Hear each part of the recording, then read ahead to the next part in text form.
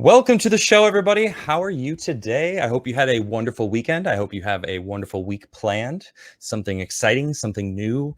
Who knows? Anything. I know a lot of people are tuned in to the Kyle Rittenhouse trial. Now, of course, it's been going on for the past couple of weeks. I have been hooked to it. It's still live currently right now. I actually had to peel myself off and away to do this show currently. I even have it. It's still here in front of me. I was watching it all the way up until the very moment. And actually, I know my guest was also watching because I heard you listening to it. But it is really my honor to welcome you to the show. This is Jorge Ventura. Welcome to the show. Hey, thanks so much for having me, Adam. Yeah, man, I've been hooked. I'm like addicted to that live stream. I've been watching every second. So, yeah, I mean, it's fascinating, right? It's a murder trial Absolutely. like this, in American history. It's absolutely fascinating. There's a lot on the line with this too. You know, it's not just the self-defense of Kyle Rittenhouse. It's being able to defend yourself in general. You know, I don't know if you caught this. That the prosecution straight up said to him, "It's you lose the right to defend yourself when you bring a gun." He said that. It's like, excuse me. So the Second Amendment. Have you ever heard of it? The Second Amendment. So first is freedom of speech. Second is everyone can bear arms. You And know, and and the hold a best, gun. yeah, and the best part of that too is the prosecution star witness, Grosskreutz. He brought a firearm, Right. and then he ended up, I mean, he made the situation worse, I believe, because he actually lied in the police statement. He never Correct. mentioned that he brought the firearm. He Hmm. he told the police that it fell. So even his own star witness says that he believes in the Second Amendment. So you gotta love that. That same star witness said on the stand that he pointed that gun at Kyle Rittenhouse, Mhm. and then Kyle Rittenhouse shot him. So it's like, so there, and today, which is crazy. So the prosecution is almost trying to convince the jury that all of their witnesses never existed. Like, oh, forget all of those witnesses that we brought open because really they screwed us. So they didn't say our side of the story. So we're just going to tell you that none of that matters and just listen to what we're telling you now. And it's crazy. Like, how do they think the jury's just going to forget all of the?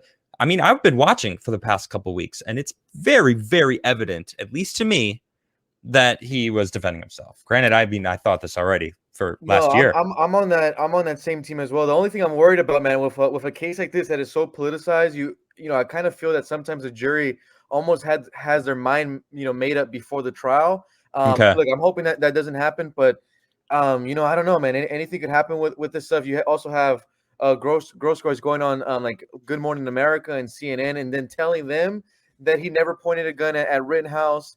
So then he could just go on mainstream media and kind of already start trying to win the public, in the court of public opinion. So, we'll see what happens. I'm hoping that the jury didn't have their mind made up. This is one of those cases that is so politicized. It was in the news every day. Yeah. And then, you got one side of the media calling this guy a white supremacist. It's funny, Adam, because he must be the worst white supremacist because he only shoots at white people. No, he only shoots at people that try to kill him, which is Yeah, even there you go. crazier too. He didn't even want to shoot him. He made that very, very clear over and over and over again.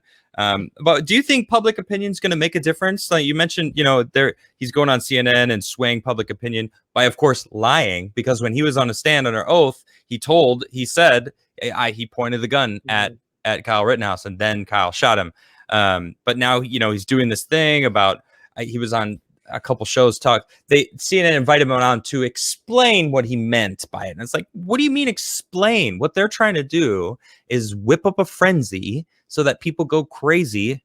And the jury aren't allowed to watch news, right? They're like sequestered for the entire time of the trial. Am I correct? I think that's correct. That's correct, but I mean, you would imagine that. I mean, they could just check their phone really quick at Twitter. It's right there. And also another key thing to point out is Grosskreutz also has history of actually hitting his girlfriend. So he's already have history of domestic violence. So that's something that I hope that the jury kind of remembers. Well, Um, Kyle didn't know that though. right, He doesn't know any of these things in the moment. So like same with Rosenbaum. Like people are like, well, he took out a pedophile, and it's like, yeah, but that it doesn't matter. It could have been an upstanding citizen that was still right. enraged trying to kill him. Like that. It was that he was going after him and he was defending himself. That's really the key thing. Granted, he did take out a pedophile, right? I mean, Yeah, it's that true, All right, I'm not upset about that side of things, but I'm not one to celebrate violence ever. I'm not happy that it all went down. I'm not happy that Kyle has to live with two deaths on his hands. Like, that blood that is on his hands will never go Oh away. man. Depending, no, it doesn't matter who they were. It doesn't matter. Like, he was still a kid, 17-year-old. I'm sorry, that's a child. Like, when I was 17, I thought I was grown up. I had no clue what life was about, right? So that blood's always going to be on his hands. So I feel bad for him. No, I You feel know, bad for him too. And you could tell when he was on the stand that he was showing real signs of PTSD, like live on TV. He was having a definitely panic attack. And I'm glad that the judge right there was like, hold on, let's take a 10-minute break, true. relax. But you could see it in Kyle that moment is a traumatic experience. He was only 17 years old. I think people really forget about that. When I was 17, I was sneaking out of my mom's house and just trying to smoke pot. This Yeah. is a whole different level. And he does have PTSD. You could literally see it live on TV. It really made me angry at him when you have the kind of that liberal media establishment where like, oh, those are crocodile tears. It's like, dude, LeBron James, oh my God, LeBron James is trying to dude. dunk on this kid. LeBron James is trying to make, is one of those guys who is supposedly an advocate for mental health, but then he makes fun Oh of the yeah, mental health of someone who's living through PTSD. So complete insane, hypocrite on man. that side. You know what? You make a good point too, though, because I didn't even think about this. Right, I'm on camera every day. Right, I stand in front of a camera. You're out there doing reporting. We're used to being in front of a camera, right? Right. It's not just the PTSD. He was in front of the nation. It is the most watch. Everyone's watching this trial. So like that camera is on with a little light, and it's like you don't know the kind of pressure that he is without a camera, that he actually killed someone. He's got this PTSD. He's sitting there having to relive it and answer these questions to a condescending, for lack of a better word, asshole prosecutor that's just making him asking the same question over and over because he's not getting the response and the answer that he wants from him. But Kyle's like, this is what it is. He's probably got millions of people watching. Rakita right now currently has I think they 75. were like at 80,000 last time I They were checked, at man. they were at 85, I think was the peak that I saw. But right now they're at 75,000, and that's one place on YouTube, and I've been watching Rakita. That's how I've been getting it. It's cool because he's got a panel of Mhm. lawyers, and they have differing opinions. Most of them are pretty. I know all of them are definitely on Kyle's side, absolutely. But What you I know, love about that too, Adam, it also shows when people are watching the live stream like that they're done also with the mainstream narrative. I mean, they're crushing CBS News, yes, Yahoo they are. Finance's live stream. So that's a great thing to see is when independent creators are just smashing out those mainstream media channels because first of all, people are sick of the lie, but YouTube also boosts these channels with algorithms. So us Yep, independent creators are we get hurt by this stuff, but it's good to see that the people would rather tune into this panel, get the real news, get it, get a commentary like that than just listen to the narrative on either yep, side. Like this, you're getting just clear cut information. I've been yep. I've been hooked on this, Adam. So I'm an advocate for them all day when it came to this trial. Definitely. And if you guys don't know about Nick Rakita, please go follow him at Rakita Media on YouTube. Best way to get a hold of the actual, because they're sitting there live streaming the entire trial Mhm. and commenting on things, and they definitely are on Kyle's side. I'll just let you know. But it's so crazy. Even YouTube has cut them off. They cut him Yep. off today three or four times. I was sitting there watching, and all of a sudden the stream cut, and I'm like, and Nick even was mentioning like, hey, a smaller account that I know of hit me up and said, I just got a copyright claim on public information. This is a public trial. It was a public feed, so there is no copyright. It's not copywritten because it's a public feed. So even Viva was posted. Viva, if you don't know him, he's also a lawyer. He's a Canadian lawyer, but he's prominent on the interwebs. I'm sure you know of him. Mhm. But he tweeted out, he's like, how is this legal, or what's going on here? It's a public stream that we're commenting on. There's nothing wrong with it. Now, of course, YouTube re-established the stream within 2 minutes, and then 3 minutes go by, boom, they cut it again. And this is what I find very interesting. It was right when the prosecution was doing their closing statement. So it's almost like they wanted to cut off a lot of people from critiquing and breaking apart the closing statement from the prosecution. and I had it on a different stream, so I was actually watching it. I'm like, this is insane. They seriously were trying to make it seem like Kyle was a bad person, and the people that he killed were good people. Which I was like, whoa, you're bringing into account who they were. Here, let me show you an example of what I'm talking about, because he had this list. Let's see if I can find it really quick. Yeah, and for those who watch the live stream of Law and Crime, which is literally just a live stream, they got their stream cut just because they put a poll up, and it was 80% of the poll's Seriously? favorite cow. I was watching it on Twitter. I mean, there's literally no commentary on that stream, but they got their stream taken down just for having the poll, and 80% people sided with cow, and they got the stream cut. Wow. Look at the craziness here. This is what Binger actually put up. This is Little Binger, the guy who looks like Littlefinger. If you look down at the bottom, I mean, yeah, what is heroic or honorable to provoke and shoot at unarmed people? What?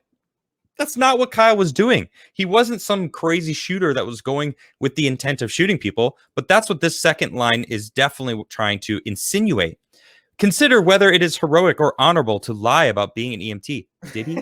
Did he actually do that, or are they just saying that he did?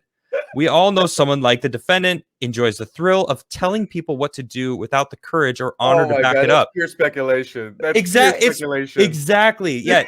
And then this. Contrast this with Anthony Huber, who gave his life to save others. What? Dude, that last line is my favorite. Look at that line. He was giving his life to save others.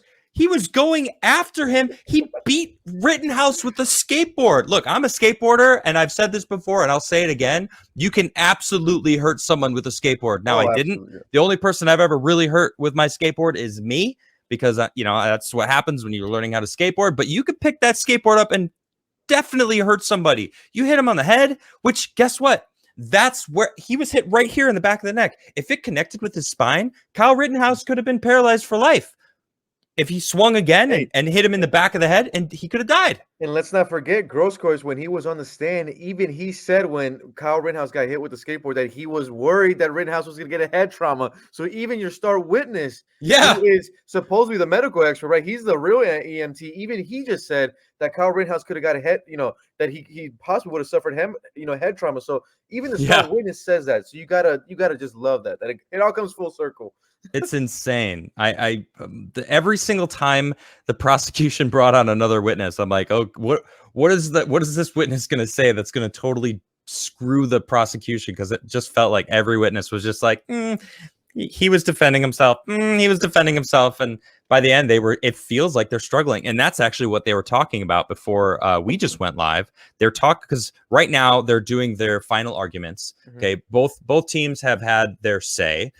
Here's my closing statement. Here's my closing statement. And now they're doing like the rebuttals, where everyone, I believe they have like 30 minutes although they are seemingly going way over 30 minutes, to respond to the closing statements. And the prosecution feels very flustered. Like they really do sound like they're against the ropes, and it's like 9th round and they're just running out of steam. Like, we have nothing left and we are just barely standing up. And the guy's getting frustrated. It's like, I believe Kyle's gonna be exonerated. What do you think? Yeah, I think, obviously one of the positive signs, but it was even, even the judge, he dropped count 6, which is the unlawful carry. So so he dropped that, and it was just those 5 charges, which is a really good sign for Kyle. You need anything huge. Like that. Huge. So look, hey, let's see what happens on this rebuttals. The state has the burden of proof, so they're the ones that have to convince that jury that without beyond reasonable doubt. So look, we'll see. The only thing, Adam, like I said, that just the back of my mind is, if this jury has somehow made up their mind before even stepping in, just because of how politicized this case is. That's the only thing that's in the back of my mind. But look, anything can happen. We'll see. But I do feel that the defense played their A game with everything, having the videos. Definitely today they did, for sure. Yeah, you can see the prosecution was very flustered. Binger, you could tell it. Then in those constant clashes with the judge made it even more fascinating. and I've never now I don't watch a lot of court cases, so I don't have much experience with prosecution or the defendant clashing with the judge, other than like Judge Judy. But that's what that show's about, is the clashing. But not with like serious stuff like this. So it's really interesting to see. And it's I don't also know. it's fun to see the liberal media like just blow up their minds when the judge just makes like the Asian food on the ports of Long Beach joke, and they just That's like a eat good it. joke. Yeah, it's a good joke. That's a good joke, right? And you know what? It's even crazier when you pair it. I actually have a this Defiant L's. Shout out to the Defiant L's. If you guys don't know who Defiant L's are, they're incredible. Where is this? It's a tail. I have it's basically a perspective issue, right? And it's the news, and how, just as we were talking about. Here we go. It's a tale of two perspectives, as I call it. Judge in Kyle Rittenhouse trial faces backlash from Asian food joke. Definitely not okay. Same exact newspaper, Washington Post. The artificial controversy over Biden and the Negro explained. You know what I mean? And it's like, so one is a controversy and not okay, but the other is an artificial controversy. Like, what's happening with that? Why does Biden get a pass? Why is he suddenly? I mean, it seems he can seemingly get away with anything. That's what it feels I like. mean, you just gotta love that, right? The establishment media has to run to defend defend the regime. And hold on, let's get a quick article up. And it's so funny how they run to defend the president of the United States when they're supposed to be holding him accountable. They run and do PR for them. That's what you gotta love about media. They're just the extended arm of the Democratic Party. Yep, exactly. I mean, it's not just the Democrats too. Or actually, I don't even know who this guy Hakeem Jeffries is, but he's blue check marked. I'm assuming that this is the same day, by the way. All right, this is at 4 p.m. on the 10th. Lock Kyle Rittenhouse and throw away the key. Not 6-7 hours later. The same people who rapidly scream "lock her up" and worship insurrectionists at cult rallies now pretend to be defenders of due process and the rule of law. Get lost. Okay, so you're one of those who believe in all that insurrection stuff and the lock her up. Oh wait, same guy. End mass incarceration, defund the prison industrial complex. Same dude who just said lock Kyle Rittenhouse up and throw away the key. Like, which one is it, bro? What is it? Both teams. Yeah. Do you want to lock them up, or you want to get rid of mass incarceration, or keep people free? Like, what do you want? You know what they want? They want to keep us divided. That's what really it is.